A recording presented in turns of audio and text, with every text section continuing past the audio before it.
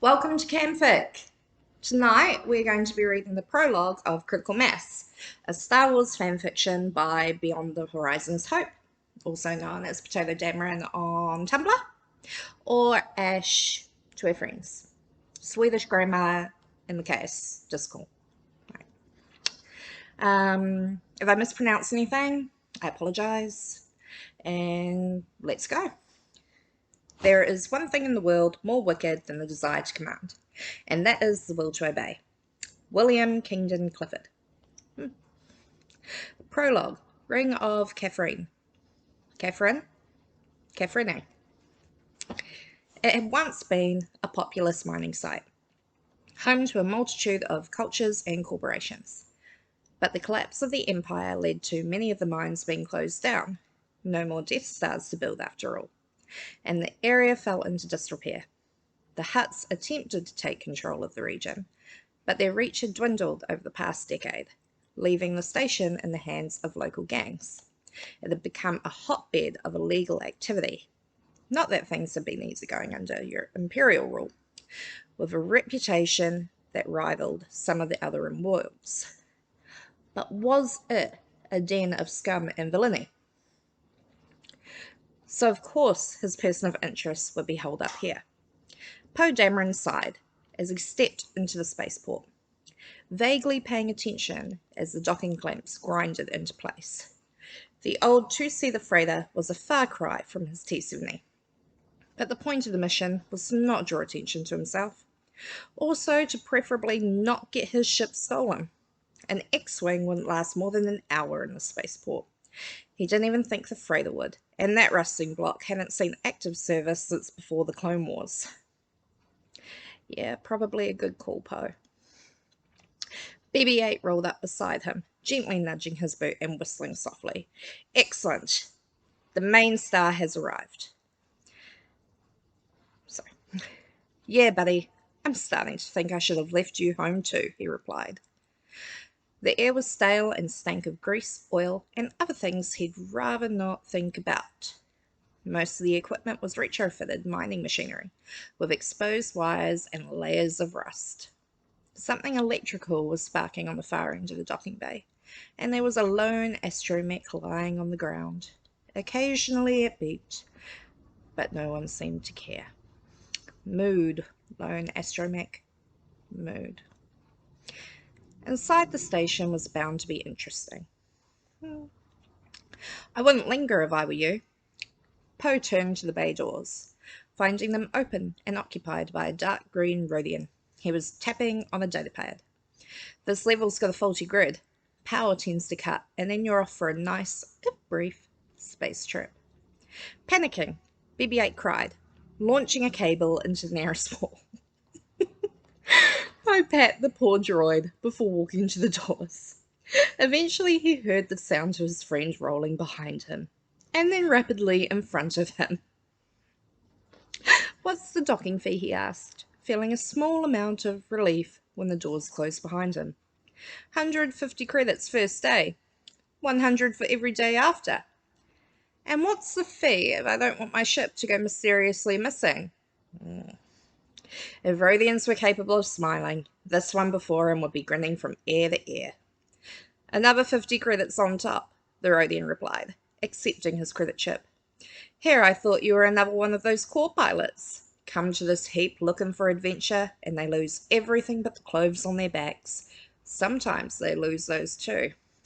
Well, I bet Ashley would be mighty glad if Poe also lost the clothes off his back, right? Or is this not that kind of fic? Carrying on. I used to be, Poe said, walking down the narrow corridor. He ignored the way the lights flickered as he passed by, as well as what could be described as whimpering on BB-8's part. I didn't realize this was a horror story, Ash. The doors at the end opened slowly, grinding on gears that were undoubtedly rusted as well, revealing an unusual world. Did anyone else get the Little Mermaid stuck in their head just then? No, just me. Cool. The Ring of Catherine was an outpost that connected two asteroids. There was no natural atmosphere, gravity, or vegetation. It was rock and metal. a self-contained unit that relied heavily on trade to keep running. Problem was, KAMFIC didn't lie on any well-travelled trade routes. Without the allure of a thriving mining community, most vessels moved on to safer, better-known stops. Fear? Metal towers, conduits, and piping shot upward for as far as Poe could see. The air was thick with steam and other chemicals being churned into the atmosphere out of various vents, clouding the passageways so that there always appeared to be a fog. Everything was a shade of brown, and he doubted that it started that way. Further up, ships drifted through the gap between the asteroids, where the tops of buildings stared back at him. It was enough to make him dizzy. Aliens of every type shuffled around the area, some in piloting gear, others armed to the teeth, a few sat on the ground, begging for spare credits. A bounty hunter dragged a shouting Doug through the crowd. No one reacted. Most just moved along, quiet and plodding. It was another day for them. Just your average Tuesday, I guess? Maybe I still am, he whispered. He wandered with the crowd for some time, actively keeping BB-8 in front of him. Only 3 passerbys attempted to interact with the droid, each met with the same number of volts, until he came across the cantina he was looking for. At least it smelled like something remotely edible over the stale air. A young Twi'lek held up her hand as he entered the space, looking him over like she could smell the off-worlder on him. We don't serve droids here. Poe looked down at BB-8, who looked up at him. They both looked at the droid working behind the bar, serving drinks and making program small talk. Well, I've never seen a droid eat anything. Her eyes glazed over, pupils momentarily scraping the top of her head before she sighed and moved on, handing drinks to a rowdy table of miners. She's been working in hospitality too long. I feel her. I feel her deep in here. Poe shrugged and sauntered up to the bar, taking a seat on one of the stools. And there he waited. Time passed slowly, and Poe had to actively restrain himself from constantly checking the door. General Organa's mission layout was simple. The contact would come to him. He wasn't to move until then. 3 days ago, C-3PO received an encoded message from one of his contacts. Frankly, the idea that the protocol droid had an underground spy network at his proverbial fingertips was still strange to him. Obviously, Poe, you have not spent a lot of time with C-3PO. The dude's a savage. Frankly, the idea that the protocol... Oh, where was I? Detailing a curious event that occurred on Canto Bight. It alleged that a First Order operative had gone rogue. Ooh. Leia had decided to err on the side of caution until yesterday when 3PO received a second transmission from the spaceport. It was potentially the largest lead on the First Order they had ever received. Someone who was actually on the inside and actively seeking a way out. Yet Leia had still offered him a choice. It would be dangerous and was possibly a trap, and if he felt the risk was too great, then they would leave it be. It's like you don't know me, General, he'd said with a smile. I haven't met a risk yet that wasn't worth the effort. Her smile wasn't quite there. Sometimes, Dameron, I wish you had. He'd spent the entire trip mulling over those words. The grown that had been occupying the bar since he arrived stood to leave, mumbling some obscenities as he shuffled towards the door. That left Poe alone at the bar. Nearly alone in the cantina minus the minor party, and a little sullen at that. A crowded place was better for a meeting. Here might have been downright suspicious. He chanced a glance at the door. You humans never were good at being subtle. Poe looked back to the droid behind the bar. It was a tall, thin thing with one red sensor that watched him. Perhaps the only thing not rusting in the area. It still maintained a metallic sheen. Someone had jokingly tied a bow tie to what had been its neck region. I love it! A dapper droid! Excuse me? The entire time the droid had been speaking in simple phrases, exhibiting a simple etiquette programming. but that appeared to have been a ruse on its part. Your species fidgets too much. It has a low tolerance for sitting still. Imagine how little would get done if a droid acted the same way. Poe lowered his voice. Are you? He could have sworn the droid looked disappointed. Were you expecting something organic? You know, he really didn't have an answer for that. Poe waited as the droid continued cleaning the bar top, now acutely aware of how much movement his body was making.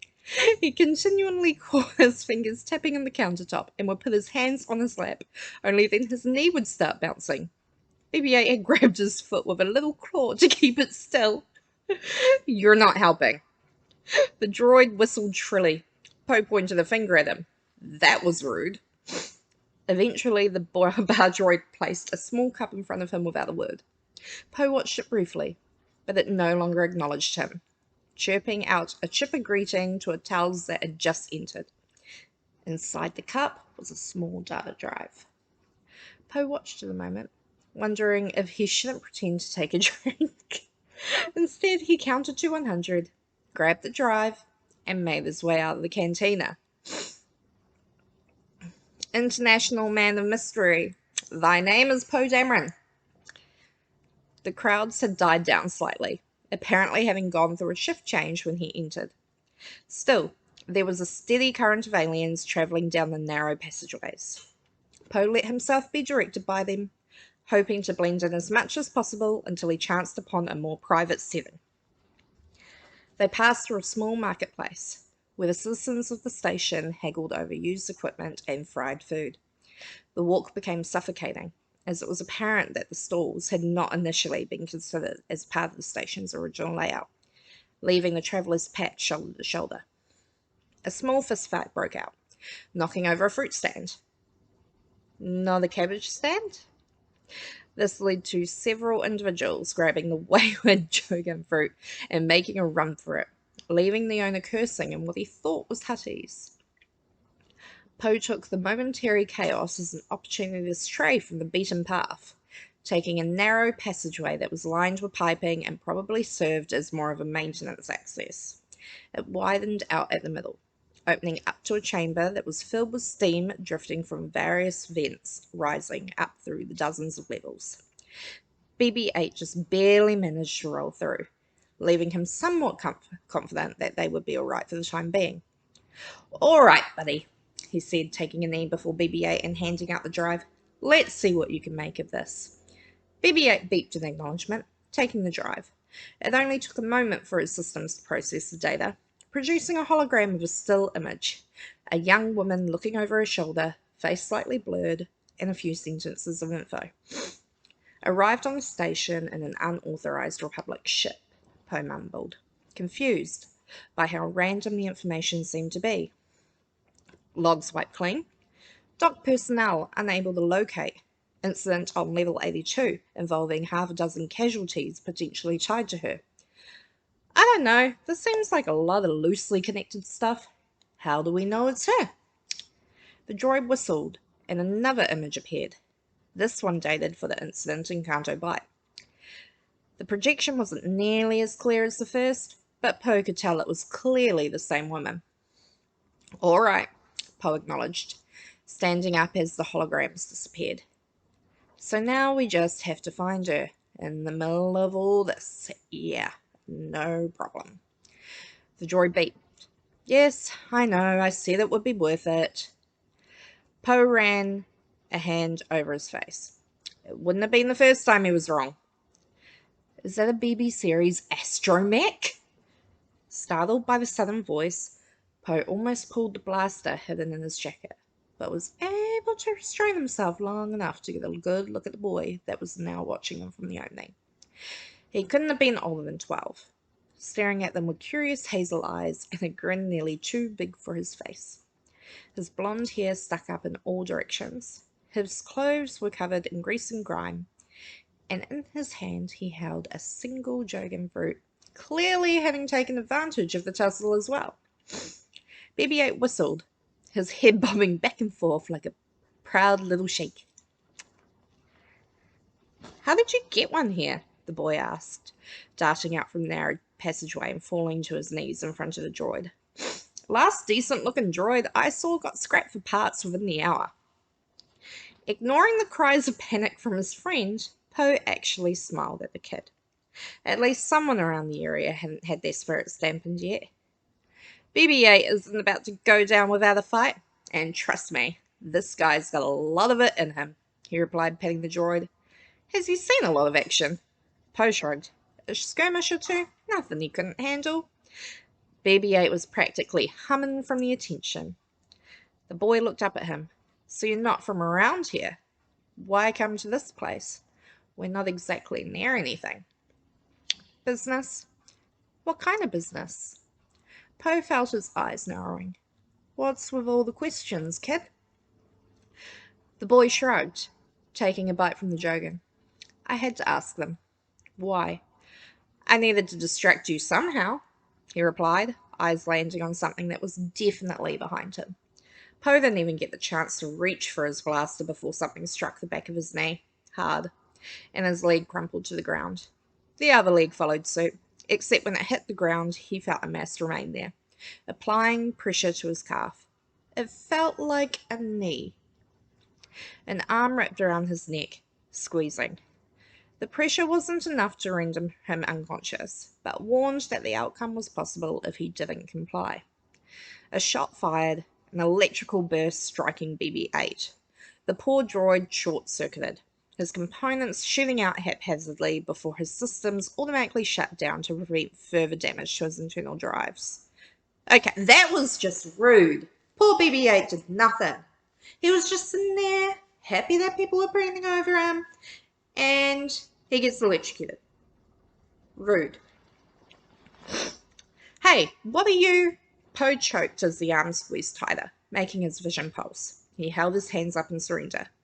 Okay. The boy frowned. Sorry. He felt the attacker's hand reach under his jacket, securing the blaster. Can I have it? The boy asked, face lighting up briefly before he assumed the attacker gave him a look. The frown returned. Okay. So I take it you're the fugitive from the First Order, right? Poe asked, risking further damage to himself. But the arm did not squeeze again. I mean, you have to be. You're not asking for any credits. There was no response. You didn't shoot me, which is nice. Means you don't want me dead. And if you don't want me dead, that means I have something you want, right? Still nothing. You know, I've never been good at these guessing games. You're going to have to speak up. So he's treating this like when he met Kylo Ren, right? Good to know you're consistent, Poe. Their free hand slapped against his forehead, pulling his head back until he had a good, albeit upside down, view of their face. And there she was, the woman in the hologram. She was young, somewhere around his age, though the stern look on her face made her look older. Her dark hair was falling out of a bun, framing a bruised face. The instant wasn't completely one-sided then, and equally dark eyes. Do all members of the Resistance talk this much? No. Just me, he mumbled. I've been told it's a problem. She sighed, shoved his head forward again. Get the droid, she ordered, the boy dropping his fruit, and immediately went to BB-8, pushing all his components back into place. Poe watched it happen, slowly moving his leg to the side. If he could just knock her off balance, he might have a chance. When the time felt right, he clasped her arm with both hands and pushed with his leg, careening them both to the side. Using his weight against her, Poe made her land on her back, the force of his shoulders striking her chest, causing her arm to release him. He scrambled out of her grasp, rolling to the side, but the woman recovered fast. Poe felt her hands grasp the back of his jacket, halting his escape attempt and pulling him back. She swung her leg over his body, sitting on his chest, this time not bothering to ease the pressure. Breathing was difficult. She pointed his blaster at him. Using the stun setting within 2 feet of a target causes irreparable damage to the nervous system, the woman said, the words tumbling from her mouth without a single inflection, as if she was reciting it from a lesson. You won't be doing that again. Poe Dameron couldn't help but wonder if General Organa wasn't suddenly feeling smug at that moment. Oh, Poe. So, I'm really hoping Demo is like more asexual or something because, I mean, Poe is being very, very himbo in that first prologue. And it's a good thing he's pretty. That was really cool though. Like, it was exciting. You had action, you had intrigue. Makes me want to read the next chapter. I love the dynamic with the kid. I'm assuming that's Galen. And Demo being kind of a tag team. Poor BB-8, man. He didn't deserve that. So, but anyway, that was the first installment of KAMFIC. Fanfics with Cam. I don't know if anyone even bothered, like, watching the whole fucking 20 minutes of this, just listening to me read really badly. But it was kind of fun. See ya!